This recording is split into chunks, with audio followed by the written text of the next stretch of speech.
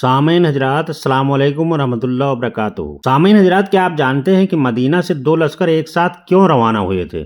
آخر حضرت ابو بکر صدیق رضی اللہ تعالیٰ عنہ کا وہ خط مکہ والوں نے کیوں قبول کیا؟ کیسے مکہ اور طائف سے بڑی تعداد میں لوگ فوج کے لیے نکلے؟ کیا وجہ تھی کہ حضرت جہاز بن سفیان رضی اللہ تعالیٰ نے جنگ بدر کی مثال دی؟ حضرت عمرو بن عاص رضی اللہ تعالیٰ عنہ کو حضرت ابو بکر صدیق رضی اللہ تعالیٰ عنہ نے کون سی ہدایت؟ کیا آپ جانتے ہیں کہ سیف اللہ حضرت خالد بن ولید رضی اللہ تعالیٰ عنہ کو کس مشن پر بھیجا گیا تھا؟ جب 2 نئے لشکر ایک ساتھ روانہ ہوئے تو آگے کیا ہوا؟ آئیے ان سبھی سوالوں کے جواب ہم اس ویڈیو میں جانتے ہیں۔ جب حضرت ابو بکر صدیق رضی اللہ تعالیٰ عنہ کا خط لے کر حضرت عبداللہ بن خدافہ رضی اللہ تعالیٰ عنہ مکہ پہنچے اور اہل مکہ کو حضرت ابو بکر صدیق رضی اللہ تعالیٰ عنہ کا خط دکھایا تو سہیل بن عمرو رضی اللہ تعالیٰ عنہ، حارث بن حسام رضی اللہ تعالیٰ عنہ، اکرمہ بن ابو جہل رضی اللہ تعالیٰ عنہ نے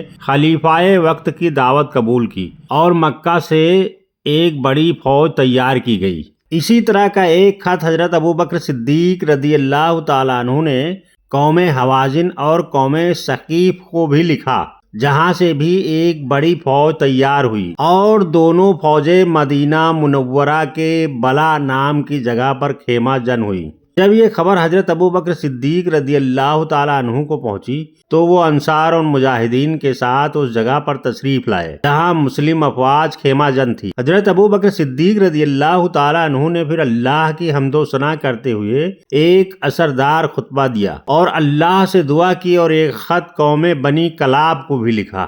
حضرت جہاز بن سفیان بن عوف کلابی رحمۃ اللہ علیہ نے اپنی قوم سے کہا کہ جس طرح سے اللہ نے اپنے نبی کریم صلی اللہ علیہ وسلم کو جنگ بدر میں فتح یاب کیا تھا، اسی طرح سے اللہ ہمیں ملک شام میں بھی فتح یاب کرے گا۔ اور حضرت جہاز بن سفیان بن عوف کلابی رحمۃ اللہ علیہ کی سرداری میں ایک بڑا لشکر مدینے کی طرف روانہ ہوا اور اہل مکہ کے لشکر سے جا ملا۔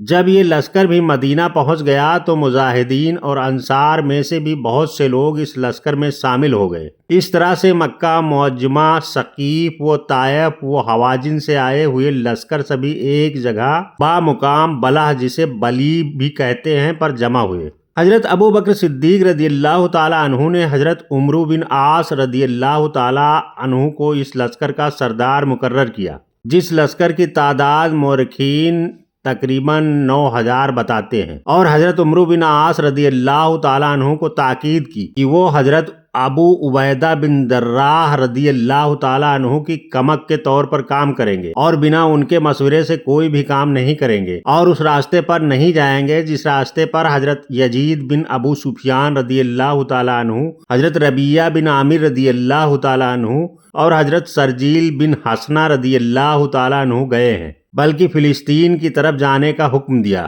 جب حضرت عمرو بن عاص رضی اللہ تعالیٰ عنہ بجانب فلسطین روانہ ہو گئے اور قافلہ ایک دن کے فاصلے پر پہنچ گیا تو خلیفہ وقت نے حضرت ابو عبیدہ بن جراح رضی اللہ تعالیٰ عنہ کو تمام لشکر مسلمین پر سردار بنا کر ان کے ساتھیوں کے ہمراہ بجانب زمین زاویہ کے روانہ کیا۔ پھر حضرت ابو بکر صدیق رضی اللہ تعالیٰ عنہ نے حضرت خالد بن ولید رضی اللہ تعالیٰ عنہ کو بلایا، جنہیں نبی کریم صلی اللہ علیہ وسلم نے سیف اللہ یعنی اللہ کی تلوار کا لقب دیا تھا۔ ان کو قوم بنی نہم اور قوم جذام کی فوج پر سردار مقرر کیا، ان کی تعداد مورخین 900 بتاتے ہیں، اور ان کو زمین ایلا اور فارس کی جانب روانہ کیا اور دعا کی کہ اللہ تعالیٰ اپنے ہاتھوں سے اس ملک کو فتح کر۔ سامعین حضرات، اس طرح سے مسلمانوں کے 2 لشکر مدینہ سے 2 جانب روانہ ہوئے۔ آگے کا واقعہ انشاءاللہ 5ویں بھاگ میں بیان کریں گے۔ اسلامک تاریخ کا یہ بالکل سچا اور بہترین واقعہ اپنے اہل و عیال اور دوست احباب میں ضرور شیئر کریں،